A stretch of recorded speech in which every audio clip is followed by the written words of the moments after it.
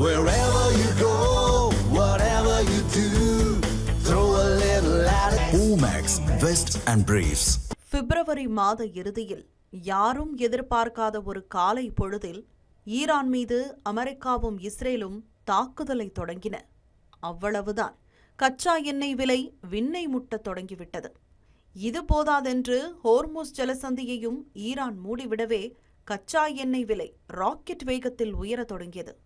வரலாறு காணாத வகையில் கச்சா எண்ணெய் விலை $120 எட்டியது. ஆனால் அப்போது கூட இந்தியாவில் பெட்ரோல் டீசல் விலை உயர்த்தப்படவில்லை. முன்னர் என்ன விலை இருந்ததோ அதே விலைக்குதான் அவை விற்பனை செய்யப்பட்டு வந்தன. இந்த சூழலில் ஈரான் போர் தற்போது தற்காலிகமாக நிறுத்தப்பட்டுள்ளது. கச்சா எண்ணெய் விலையும் $100க்கும் கீழாக குறைந்துள்ளது. தர்க்கப்படி பார்த்தால் இப்போது எரிபொருள் விலை மேலும் குறைந்திருக்க வேண்டும். ஆனால் நேர்மாறாக இந்தியாவில் பெட்ரோல் டீசல் விலை சராசரியாக $7 உயர்ந்துள்ளது. இதற்கு என்ன காரணம்? அதற்கான பதில், எரிபொருள் விலை என்பது கச்சா எண்ணெய் விலையை மட்டுமே பொறுத்ததல்ல என்பதுதான். உலகளவில் கச்சா எண்ணெயானது பெரும்பாலும் டாலரில்தான் வாங்கப்படுகிறது. இந்திய அரசும் டாலரில்தான் வாங்கி வருகிறது. இந்த சூழலில் டாலருக்கு நிகரான இந்திய ரூபாயின் மதிப்பு தற்போது $95க்கும் அதிகமாக சரிவை சந்தித்துள்ளது. எனவே கச்சா எண்ணெய் இறக்குமதி செய்யும் எண்ணெய் நிறுவனங்கள் அதிக தொகை செலவிட வேண்டிய நிலை ஏற்பட்டுள்ளது. இந்தியா தனது கச்சா எண்ணெய் தேவையில் 85% இறக்குமதிதான் செய்கிறது. எனவே டாலருக்கு நிகரான ரூபாயின் மதிப்பின் சரிவு பெட்ரோல் டீசல் விலையில் பெரும் தாக்கத்தை ஏற்படுத்தியுள்ளது. அதேபோல் கச்சா எண்ணெயின் விலை மட்டுமல்லாது கலால் வரி, மாநில அரசின் மதிப்பு கூட்டு வரி, விற்பனையாளர்களின் தரகு தொகை, சரக்கு கட்டணம் உள்ளிட்டவற்றையும் சேர்த்துதான் எரிபொருள் விலை தீர்மானிக்கப்படுகிறது. இதில் எது உயர்ந்தாலும் பெட்ரோல் டீசல் விலையில் தாக்கம் ஏற்படும். இதில் குறிப்பிட வேண்டிய மற்றுமொரு அம்சம் உள்ளது. கச்சா எண்ணெய் $100 சரிந்துள்ளதை பலர் மிக குறைந்த விலையாக கருதுகின்றனர்.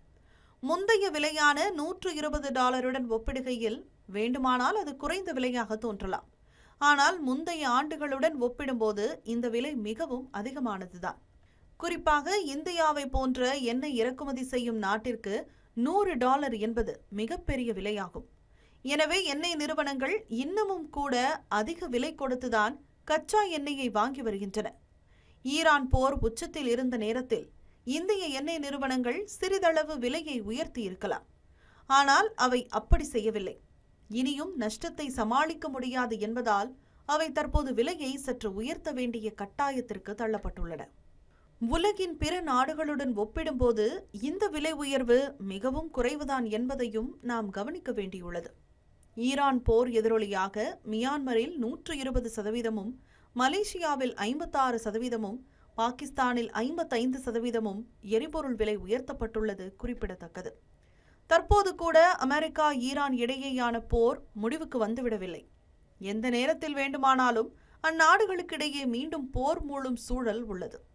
எனவே உலகளாவிய எண்ணெய் வர்த்தகம் இன்னமும் கூட அபாய கட்டத்தில்தான் உள்ளது. எனவே அனைத்து எண்ணெய் நிறுவனங்களும் தேவையான முன்னெச்சரிக்கை நடவடிக்கைகளை எடுத்து வருகின்றன. அதன் ஒரு பகுதியாகவும் இந்த எரிபொருள் விலையேற்றம் பார்க்கப்படுகிறது. இப்படி பெட்ரோல் டீசல் விலை என்பது கச்சா எண்ணெயின் விலையை மட்டுமே அடிப்படையாக கொண்டு தீர்மானிக்கப்படுவதில்லை.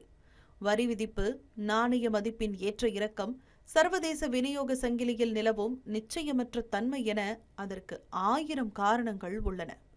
இருந்த போதிலும் எரிபொருளின் தொடர் விலையேற்றத்தை நியாயப்படுத்த முடியாது. அதனை மத்திய அரசும் உணர்ந்தே உள்ளது.